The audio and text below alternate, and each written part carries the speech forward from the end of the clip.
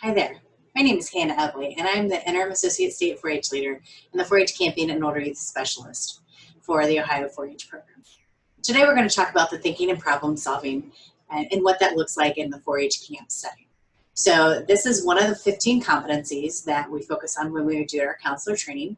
And what that competency means is that it's when camp counselors acquire information and use thinking skills, which include creativity and critical thinking, to prevent and solve problems, exercise fairness and moral integrity, and make sound judgments, along with anticipating consequences of what those actions might be.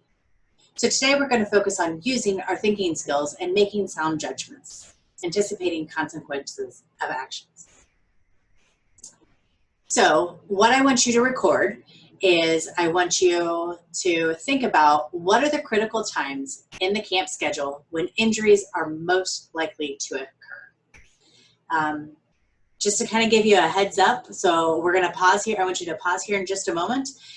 But what I want you to think about is a frequent time for injuries at camp is during unstructured time. So that means that they typically have limited supervision. So there could be things like pillow fights, throwing objects, those sorts of things. So I want you to think about and identify what those critical times in your county's camp schedule are when injuries are most likely to occur. So go ahead and pause this and then record that, and then we'll come back in just a few moments.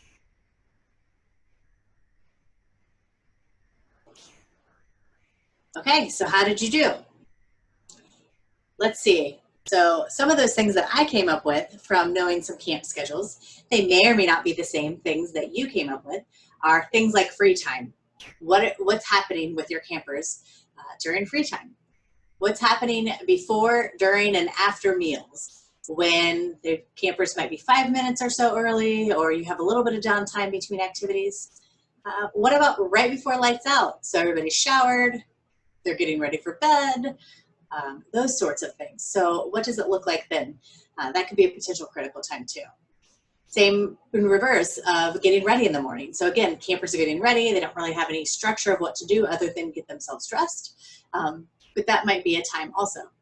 And then a big one is when the activities do not engage all of the campers at the same time. So this could be something that looks like if you have a group of 100 or 150 campers and you do an activity, say a campfire challenge, that involves 1 or 2 campers from each tribe or group. So that engages 6 or so, or 12, or however many campers. And the whole scheme of things, that's really not a lot of engagement. Or maybe it's your first night activities, and you have these great plans for everything, and you're gonna have some kind of thing where counselors are doing the most hilarious thing in the front of the whole camp. What are the rest of your campers doing? And so when those activities are happening, all of the campers are not engaged in, they're gonna find a lot of time, they're going to find something to do. And at those moments, that's when it becomes that critical time because of making sure that you're observing those things. So your job, next thing I want you to think about and to write down and to record. How can counselors, so you've identified what those things might be, and you likely have other things on your list too. So what is your job as a camp counselor? How can you engage with your campers to reduce those potential injuries at camp? Because the last thing that I hate doing as a camp director is having to make a phone call home to mom or dad or grandma or grandpa or whoever the adult in the household is to explain that their 4-H'er, their child, their beloved individual got injured because of something that happened at camp. And so it's our job to make sure that we reduce all of those injuries possible. So go ahead and pause and take a moment and record those.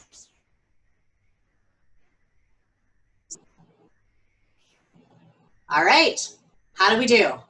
What are some of those things that you came up with? Some things that I came up with that I thought might be good things to consider are making sure that you have those engaging activities. So I know sometimes it stretches us to think through those things, but what type of activities can engage all of the campers when we are working with them, when we're having those programs? They're not just the audience, and don't tell me they're just the audience, because that a lot of times is when they become bored. So how can they be engaged things? Counselors can always make sure that they're around their campers and know where they are at all times. Obviously, you want to be mindful of the rule of three, but making sure that you know where your campers are and to be around in what they're doing. The next one, actually engage in the activities with the campers. So just because the campers are playing basketball or just because they're playing Gaga or they're participating in a skit or whatever, that doesn't mean that you don't need to do that too. And so that's one of those things that it's really important to role model that to the campers to know what it is that they should be doing in those settings. And if you're around and you're having fun, then you're going to get to know those campers a little bit better too. So having that engagement opportunity. That also includes if you're have a little bit of downtime, like if it's during meals or whatever. That doesn't mean that you just need to talk to your friends that are counselors. Those campers rely on you and they look up to you. And so if you're paying attention to them, they're going to pay attention to you. That's also like at a dance last night. I know I've seen so many times where counselors just want to dance and have fun with each other, but your campers want to have fun with you too. So pick them up off the sidelines, get them off the walls, do a game, do a dance. If they're not interested in dancing, do an alternative activity that you have going on during the dance. But engage with them with whatever that is during the camp experience. Another one is setting expectations or rules with the campers at the beginning of the camp. A lot of times I would recommend doing this at the beginning, obviously, but do it with the campers so that they're invested in what that looks like too. So that might be things like you're respectful of each other and their things. That might be we're going to go to bed at a certain time.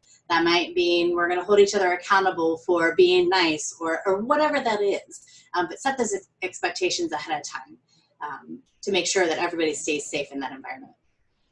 And then the other thing is to make sure that you get to know your campers early so that you can notice behavior changes if and when they do occur. So if you get to know that person and you know that someone's acting a little off, you can talk to them about that. So, hey, tell me about what's going on in your life. What's happening? How can we do to make that better? Because they're at camp, that happiest place, the most magical place in the whole world. So how can they have fun and be there? So if something's changing, what's going on with that? How can we make that a better experience for them? So those are some of the items that I identified. Again, you likely identified some other ones too, but those are some of the things that I thought. So from here, what are you going to do? How are you going to become a better camp counselor? So what I want you to think about and to record, what are your action steps? So now that you know this activity, now that we've talked about this, what are you going to do this year to make sure that your campers stay safe and healthy? And ultimately, they're going to have a great time because we know that you've had all those great activities planned for them. But how are you going to make sure that they stay safe and healthy? So go ahead and record that. And then that's going to be the last part that you do. I want to thank you for the opportunity to chat with you today. And I hope that you have a great camping season. Thanks so much.